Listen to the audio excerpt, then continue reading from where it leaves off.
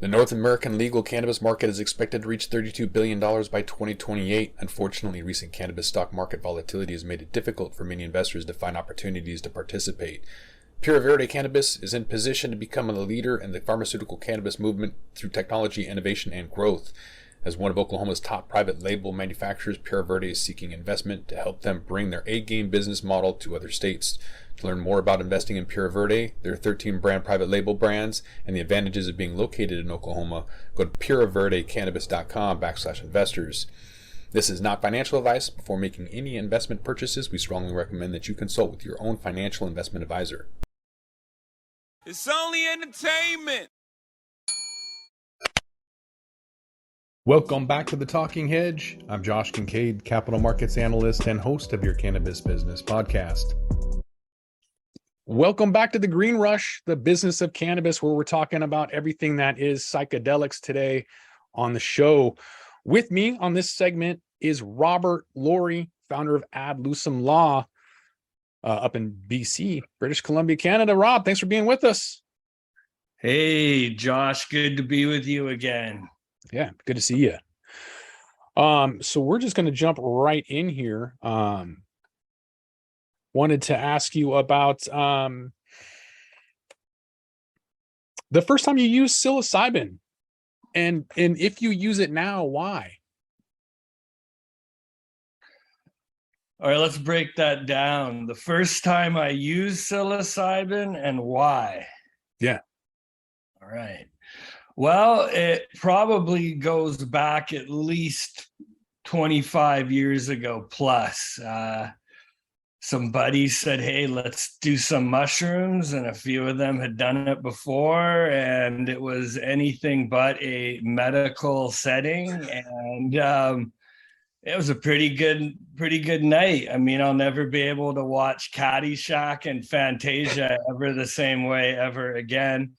But definitely that was a first step into a much broader universe, if you will. I mean, the why probably goes back to junior high school with regards to reading some pretty interesting books. I mean, they just happened to be on the St. George's summer reading list in grade 11, and there were some books including Aldous Huxley's The Doors of Perception, and then Brave New World, and what else did we look at? But there was a heavy bent on psychedelics, for example, and certainly in Doors of Perception and Brave New World. And in fact, when I met Dennis McKenna the first time, and we become, I'd say, you have pretty close friends ever since, he told me you can't totally understand Huxley unless you read The Island in addition to Brave New World, because kind of between those two extremes is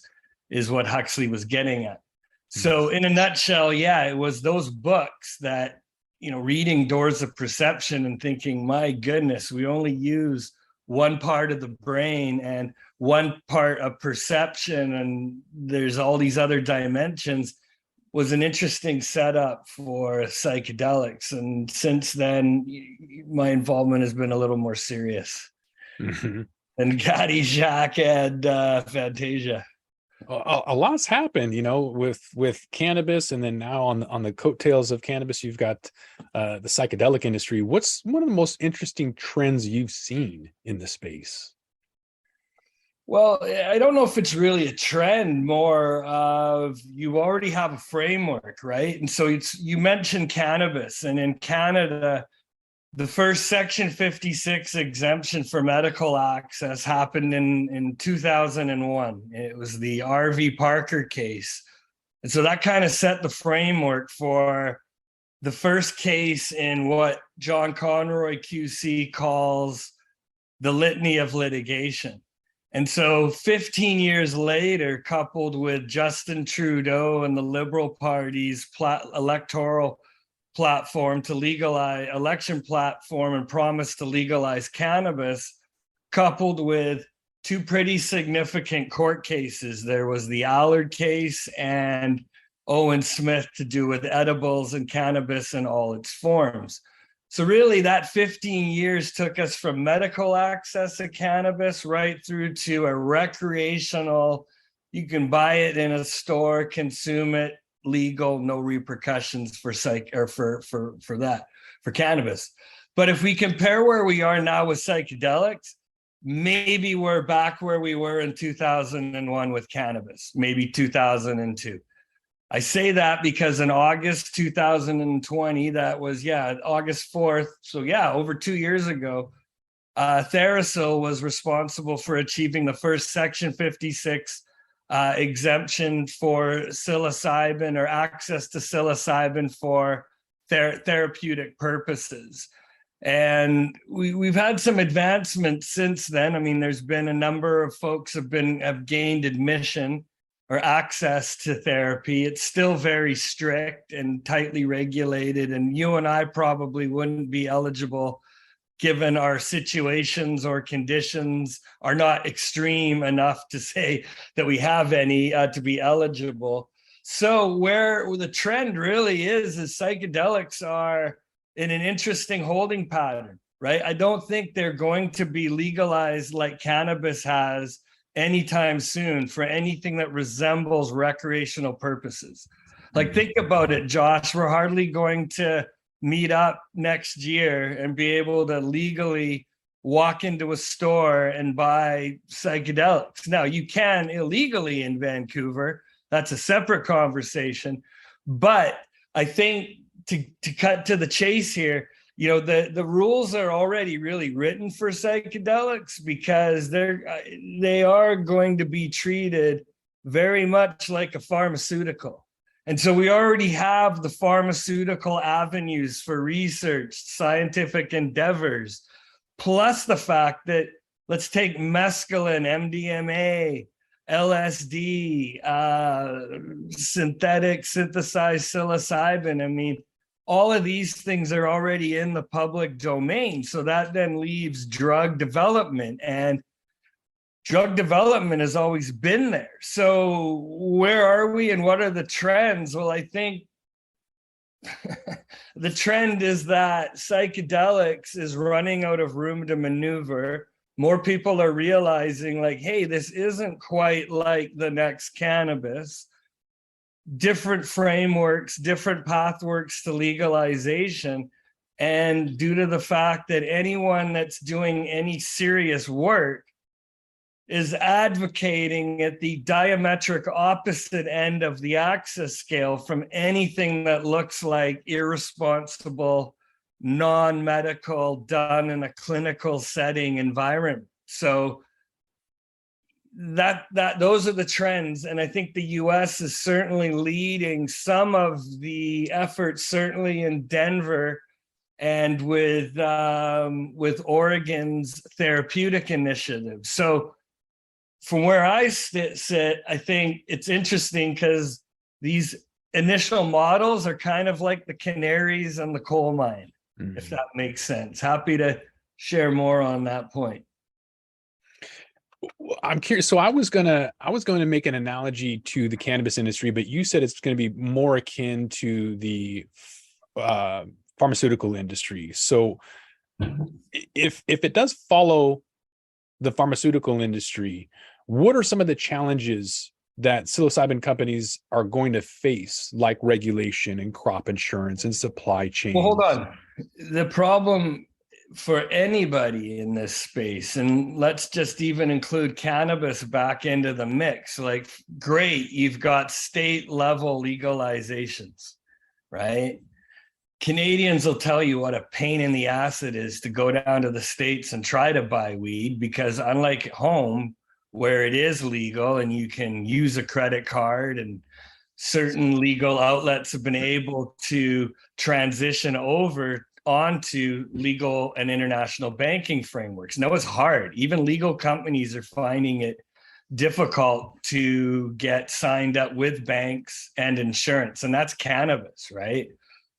Psychedelics, on the other hand, because of the fact that the three main international conventions still exist, that means just like cannabis, we're still limited traditionally to scientific and research purposes, medical access and scientific research. Cannabis, Canada being the first G7 country, again, think of us like Canada, like one big state. Sure, we've got, 10 provinces and 3 territories, but because we're federally legal, it's kind of like Canada's one big state, if you will. However, there's nothing from Canada getting shipped across the border. It's not like you can buy legal Canadian rec weed at a legal Washington state recreational store, because technically and on the books, it's still illegal under international law. So think of it, that's the big wall that these planes, which are like psychedelic companies, which are literally like airplanes, they're just flying into these walls, and these walls haven't changed. They've, in the case of psychedelics, been around since 1971, 1972. So until the deck is unstacked, and that really is where we're at with controlled drugs and substances legislation, which was largely brought in by the Nixon administration and has been championed internationally by the US federal government. Until those laws are changed, it's very limited, the legal applications and instances where psychedelics, even for therapeutic purposes, will be legal. And so that rollout and what that ultimately looks like, where it's then recognized by the US federal authorities as a legal going concern, I mean, that'll be interesting.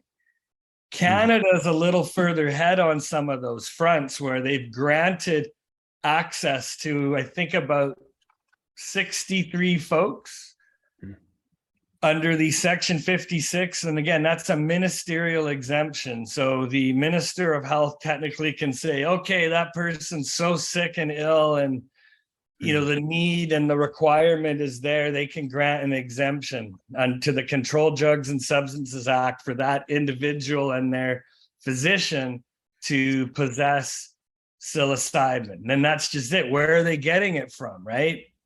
There's been recently a few companies that have popped up that are providing legal, naturally growing psilocybin mushrooms, if you will. But there's also labs who've got licenses to provide, EUP, EU GMP grade synthetic psilocybin. So again, the abilities and the access points are there, but for the masses to be able to actually get into these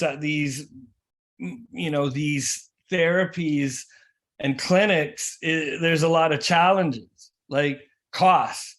I'm hearing rumblings that some of these psilocybin treatments are as high as $7,000, which is nuts, right? Certain corporate insurance plans will cover the cost, but because it's at a very new, I don't call experimental stage, but it's at its infancy, these costs are quite high still.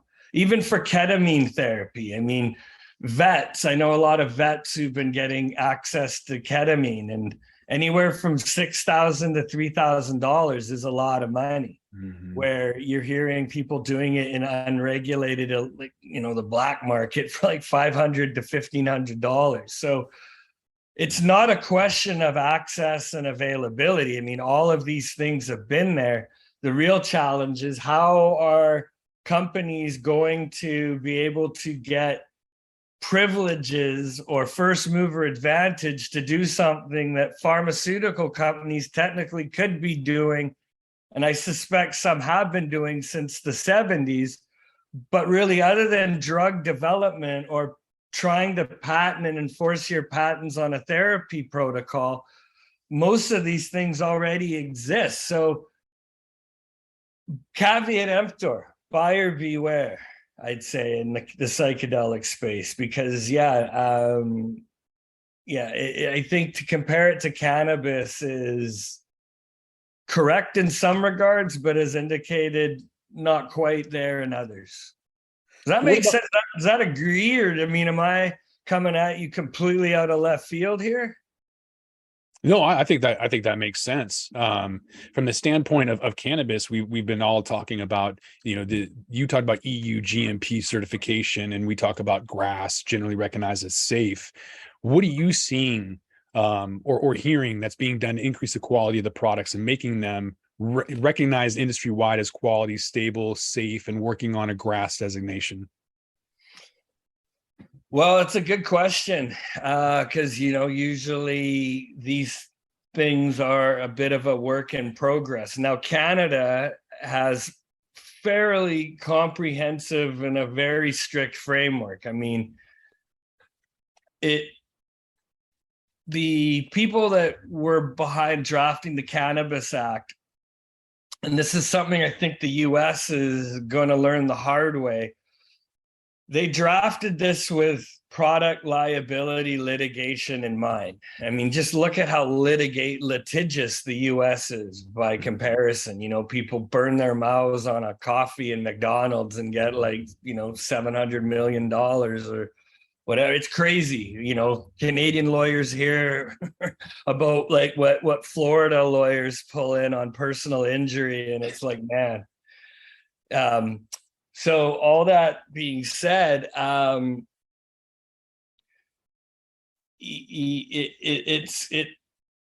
it's going to be tough because, like cannabis, how do you differentiate your product? And in Canada, because these standards and regulations are almost more suitable for a pharmaceutical company than an agricultural business, it's done with regards to trying to avoid and mitigate masses of people suing, right? And so that's where you look at it and think, could I have done it better? Well, from a product liability litigation standpoint, no. And it's another reason how you can only buy prepackaged cannabis, which is already pre-sealed, prepackaged, because it then avoids breaks in the chain of causation between interfering and tampering between the ultimate consumer getting it and it leaving the producer's, yard.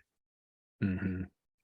So yeah, they're going to be standards, but do the standards in the US, are they as high? Arguably no, from what I've heard when it comes to issues like mildew or pesticide use or acceptable thresholds of unsafe. And I mean, all of those things are going to have to unify, because again, you seem to have variable standards, certainly between Washington State versus Oklahoma or California versus Oregon, for example. They all seem to have this patchwork of different standards and different models, and how that all plays out, we'll see.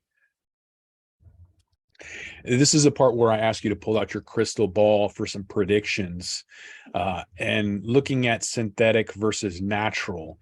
The question is, how do you produce enough product without compromising quality? Is natural better than synthetic? And which method is the most cost effective? I mean, I think synthetic is the most cost effective, and that's probably what we're going to end up seeing, but I want to get your take. It's a very multifaceted issue, because the other dynamic that is in there that a lot of people don't really talk about when it comes to psychedelics is conservation. With conservation, I mean, you've got peyote cacti species that are threatened of being wiped out through over harvesting. And as Dennis McKenna says, if everybody goes to the jungle, what's going to happen to the jungle, right? And that's effectively, you're seeing that because psychedelics are so popular, there's a huge demand for rare sacred herbs and plant and other fungi. And so that the bigger issue is well, what are we doing to ensure that we don't consume and wipe out the lineage of these plants and fungi? And so as to if one's better than the other, I mean, I think from a therapeutic point of view, they can achieve both the same thing. But when you talk to people that have been trained in a lineage of shamanistic plant medicine, there definitely is a spirit in the plant which is said to have been lost in the synthetic lab produced forms. Cost, well, there's no question that a lab produced synthetic will be cheaper on a number of fronts, and plus you're going to have minimal batch variation and less likely of contaminated bad batches and so on. So really, I think, we need to have a system that allows for different modes of access depending on what is the purpose and the intention and the ultimate goal, because one size fits all when it comes to psycho-spiritual therapy with a psychedelic component. I think there's going to need to be multiple avenues. Mm-hmm. My crystal ball is we're going to get nowhere too fast, and when we get there, we're going to have to pick up the pace. Yeah. Because look, none of this is new. It's just new to you, is what I tell most people. Mm-hmm. And trying to take something that existed off grid, that was on grid before, and now fit it into Western medicine and accepted psychiatric practice. Man, this is where worlds collide. So yeah, it's going to be fun. I think it'll be great for the lawyers. Insurance companies will have their work cut out for them. And ultimately, this is going to be a good thing because it'll mean hopefully more people who are struggling with depression and other ailments will be able to get the help they need. Because nothing's worse than, being able to see avenues of change without being able to access those avenues of change. U.S. military suicides are at the highest they've been in 80 years, and 22 per day or 22 per minute, whatever it was 22 too many that were dying. And this could help definitely. So if people are interested, whether in the U.S. or Canada, and they want to get a hold of you at Lucem Law and talk to you about cannabis or magic mushrooms, the psychedelic industry, how can they get a hold of you, Rob? Yeah, my battery's just about to die here. Perfect timing. Holiday. So you can reach me, direct number 604-218-1084, and my email, you can reach me at rob@lucemlaw.com. Just Google Robert Laurie, Laurie, @Lucem Law. That's ADLUCEM. Lucem means to or toward the light in Latin. New website up, so you should be able to find me, no problem. Thanks for having me, Josh. Good. You're welcome. We're going to go towards the light, meaning we're going to get out of here. It's the weekend. Appreciate it, Rob. Everybody else, have a great weekend. We're out of here. That's it. See you next Friday. Coming up on We Talk News this week, the sentence is in. Brittany Griner gets 9 years in a Russian prison for possessing cannabis vape cartridges. Now, she's not the only pro athlete in trouble with the law. NBA journeyman Iman Shumpert gets busted at the Dallas airport for carrying over 6 ounces of weed through security. And President Biden's daughter-in-law visits a legal dispensary in California and draws more ire for her famous father-in-law in the White House.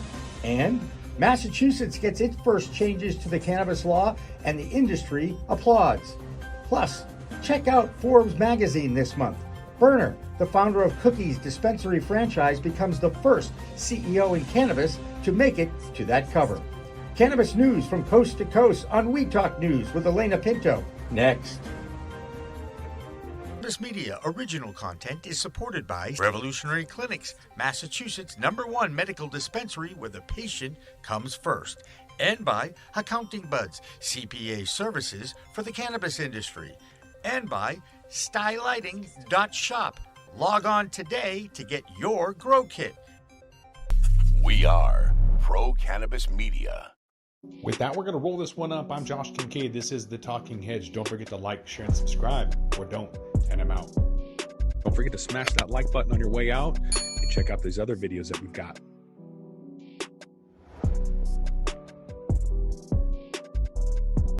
I'm Joyce Gerber, the creator and host of the award-winning podcast, The Canna Mom Show.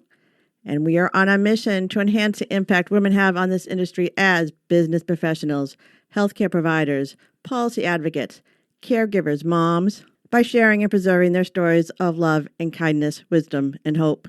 I am so grateful to have found my tribe of Canada podcasters right here on PodConX, and look forward to our work of crushing the stigma around cannabis and caregivers and building this new industry together.